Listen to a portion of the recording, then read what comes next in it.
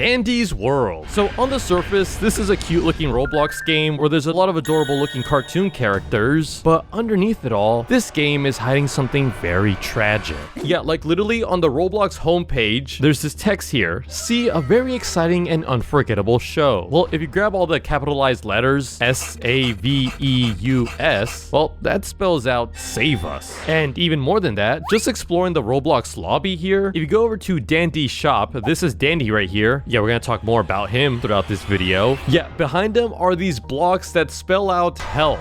And those aren't the only ones. There's even this one here that says help me. But now the question is, who exactly is calling for help? What is going on in this Roblox game? Well, this is where we begin to figure things out. So as soon as you join in the Roblox game, you realize you're in the Garden View Educational Center and Museum. So this is some sort of museum where people would go and visit this place. But what exactly is it? Turns out you're in a TV studio. Like the more you explore it, the more this becomes obvious. You see on the board different comics and TV episodes that were made with these characters. You can find poster boards with fan art on them. Yeah, sometimes you'll even find scenes from different episodes that will play at times. Sometimes you'd find storyboards or even the actual episodes that would play out. So this show and this whole museum was clearly successful, but what exactly happened? Why is there some rooms with black goo on them? What is the objective of the player in this game? Well, you see, when you join the game, you select a toon, which there's a ton of different toons, all of which are actual characters from different comics and cartoons aired from the studio. But now, as for our goal, it's actually a strange one. Now, as a toon, your goal is to go down the elevator and explore the many rooms of the studio. And from here, you want to grab what's called ichor. Yeah, well, we'll talk more about ichor in a bit, but pretty much it's this black goo that's scattered all around the different floors. Yeah, you want to grab all this, all while avoiding the twisted toons. Which, yeah, you'll know they're twisted when they look something like this. They're completely corrupt, they have black goo dripping out of them, and more than that, they want you dead.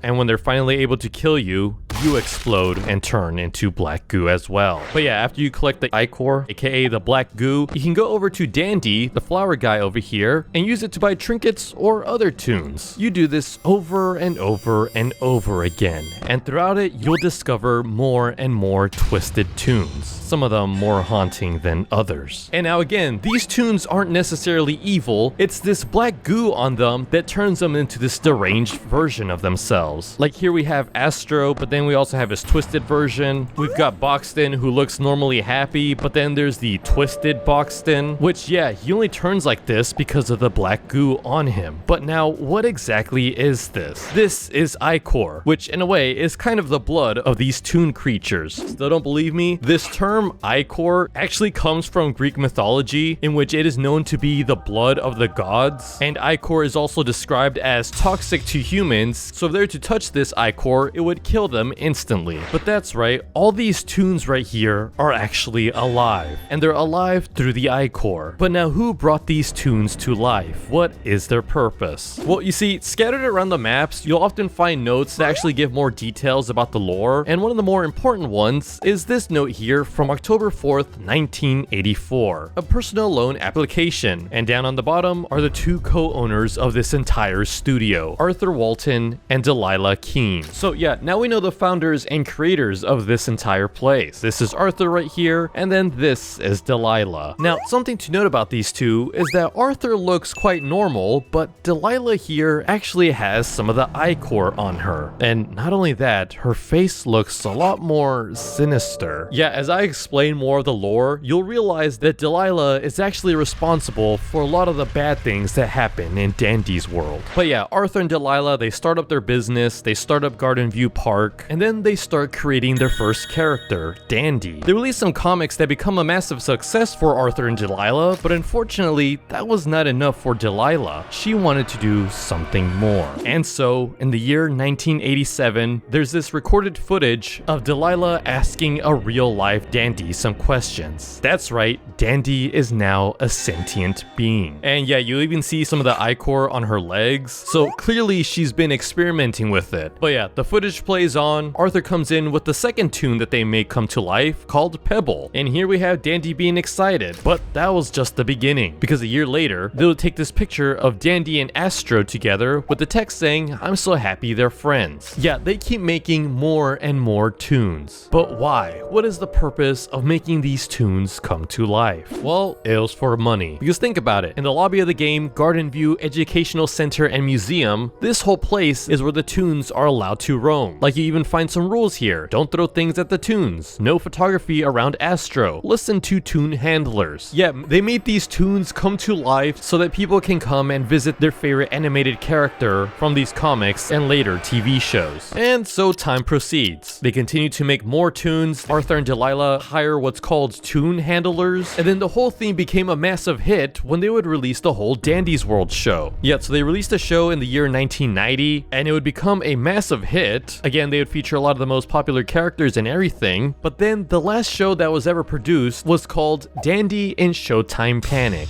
and this occurred in the year 2002. Yet, something would happen that would cause this episode to never air, and we know this because of the city newspaper that describes the shutdown of Garden View Educational Center. Yeah, so this was also written in the year 2002, a month before this episode was able to play out, and it reads that the Garden View Educational Center is to shut its doors due to recent allegations and lack of safety regulation. Little has been revealed following the case of the malfunction incident when one of the creators, known as Arthur Walton, was questioned on the matter. He chose to remain silent. So something would go wrong for Arthur and Delilah, something very tragic that would cause the entire place to shut down. But what? Well, there's another note we can find, and this time it's written by Arthur. It says, "Delilah, we need to talk. I know you've kept reassuring me that what had happened wasn't due to anything you had done, yet I feel as if we still need to talk about this. You had to have known that this could happen to him. You had to have known that this was even a possibility. If you did, why didn't you tell anyone? Why didn't you tell me? Something like this doesn't just happen." So now, what exactly happened, and who is him? Well, this is where we can theorize that something happened with Dandy. See, if you played the game, then you know that every toon is pretty much scared of Dandy. He's the person that's running the whole shop in the lobby, and even more than that, he's the one that runs the shop when you complete a floor. And one of the things that he sometimes says is, "Don't make me angry." Yeah, he says this when you don't buy something from him, and the more you don't buy things from him, the more angry he becomes. Yeah, so right here he says, "You're making a big mistake." He leaves, and then the game continues. When you complete the level again, Dandy will pop up and command to just buy something already. Again, if you don't listen, he starts to get more and more angry. And now if you ignore him for a bunch of times without buying a single thing from his shop, then this is where we see the true evil of Dandy. Because once the next level starts, the elevator will open up, and then suddenly we begin to hear the familiar tune of Claire de Lune.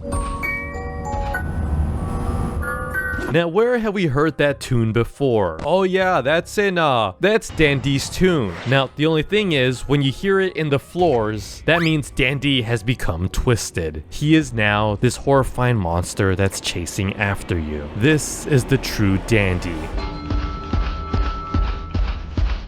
Yeah, that's right. This seemingly cute looking flower is the one responsible for causing the shutdown in Garden View. And if you completed the research for Twisted Dandy, the description even reads, "The one who runs the I-Core operation. It's all his fault." But now, what's up with that Claire de Lune song? You know, that slow melody that plays out for Dandy? Yeah, well, it turns out that Claire de Lune is actually a French poem written in the year 1869. And now when you go ahead and translate the text, it reads, "Your soul is a chosen landscape, on which masks and bergamasks cast enchantment as they go, playing the lute and dancing and all, but sad beneath their fantasy disguises." Which I think clearly defines the tune. Their souls were chosen based off of the comics and TV shows they represented, but that's all they are. They're wearing a mask and performing for the fans and the audience that watches them, but under the surface, they are actually sad. This whole smile that they wear is actually just a disguise. But why does Dandy become so evil? Well, this is where we we go back to Arthur and Delilah, the creators of all these toons. You see, there's this website here, it's called I'mSoHappyThey'reFriends.com, where when you click on it, you'll be sent this picture here. And here it shows Dandy and Astro, but even more than that, there's ink all around the area. Even through the vents, there's ink spilling out, just spreading across the room. And then on the bottom, there's some text. Wake up, it wasn't like this. And that text is actually telling the truth, because if you use the Wayback Machine and go all the way to December of 2024, you'll actually see this image here, which is a lot more brighter and happier version. Here we don't see the ink anymore, and even more than that, we actually realized the ink was covering up some portraits of the creators, Delilah and Arthur. Yeah, again, remember how Delilah is always so sinister looking? Well, it's time to reveal the truth as to what she's been doing. See, another note that you're able to find in the game is from Arthur, and it reads, Delilah, ever since Christmas past, the holiday toons have been often found hiding in corners around the place. It's honestly concerned some of the staff, and when I try to talk to the toons, they seem to have less interest. You may want to give them a checkup and make sure everything's working well. We don't want unhappy toons. Yeah, so this statement, it's Arthur who's genuinely concerned about the toons and really wants to make sure that they're happy. But then right next to that note is Delilah's response. That behavior is natural to them. Don't worry about it. Christmas is gone. We don't need them interacting with the public during off-season. That's a waste of resources. They'll be right and in working shape when the holiday comes back. Until then, they'll want to be alone, naturally isolating. Think of it as a good thing. Delilah King. Yeah, that's right. This is pretty much Delilah saying that when it's not Christmas time, all the Christmas toons are seemingly just locked up, isolated away from others. And only when it comes Christmas time is when they're able to come back. And you can imagine that the same goes for the Halloween toons and pretty much any holiday toons that get made. They're all locked up, isolating, with no one to talk to, all by themselves. And Delilah does not care a single thing about them. Yeah, and now doing some research on these toons, yeah, it turns out that some of the darkest lore comes from these holiday toons. Like right here we have Gordy. He's a Halloween toon with a very tragic story. See, when you go down the elevator and are able to find Gordy's room, you'll see a lot of dark lore about him. Like in his room, you'll find a lot of the ichor just scattered around the room, and even more than that, there's this text here that says, why can't I remember their faces? And all across the wall are what seems to be images of his family. Yeah, like you can clearly see Gordy drawn on here, but as for his parents, they're all covered in the ichor. He doesn't know what they look like. Yet some of the text on the art says, where is she? Come back. She had it. No, not right. This is Gordy trying to remember his parents, but why can't he remember them? Well, that's because they don't actually exist. Yeah, we can only theorize, but it's a high possibility that Gordy was supposed to have an episode where he has his parents in them, but it seems like the episode was cancelled, and thus the parents were never made. You see, Gordy is actually mourning for a memory that was never actually real. While Arthur and Delilah are just seemingly scrapping characters they never created, they pretty much orphaned Gordy and caused him to have severe trauma, something that he'll have to live with for the rest of his life. Yeah, I believe because of all the mistreatment with the toons, Dandy here was scared that he eventually was going to get mistreated, and so he started plotting. He started to collect ichor, and therefore he forces the other toon to collect more ichor. But why? What is his ultimate plan? Well, that's something that's slowly being unveiled throughout the lore of the game. Yeah, I haven't even gotten a chance to talk about Dial, who also has a lot of interesting lore. So if you want me to do lore about the many different Dandy's World characters, let me know in the comments down below. Don't forget to subscribe. Goodbye.